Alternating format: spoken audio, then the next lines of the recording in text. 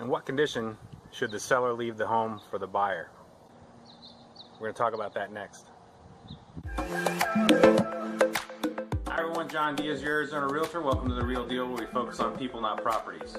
Where we want to make you real savvy about the real estate process, whether you're looking to buy, sell, or invest in real estate.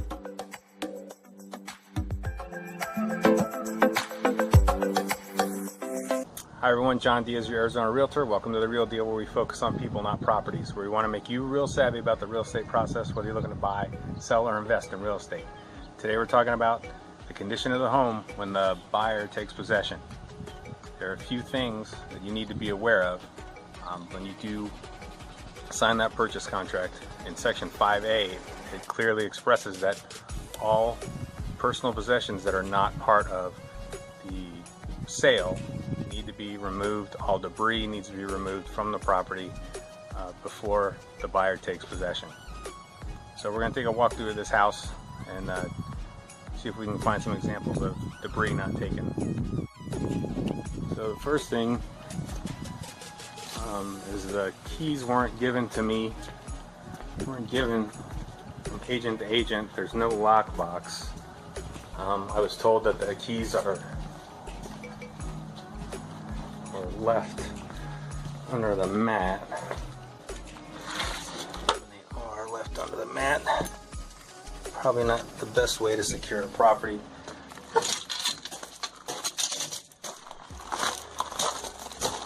See, here's some examples of debris that should have been removed.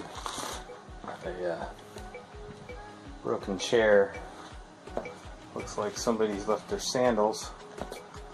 We don't need those anymore. You can look in the fire pit. Looks like someone's emptied a ashtray in there. More examples. Got a tire, some leftover trash.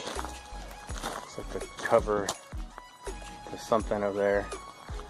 Looks like they left a couple of broken punching bags.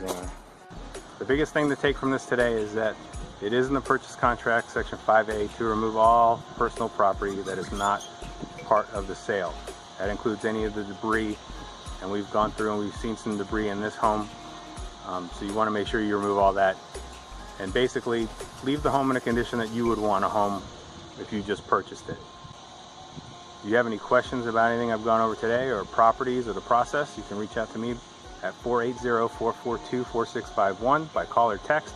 You can email me or direct message me on Facebook. Thank you again for your time. You have a great day.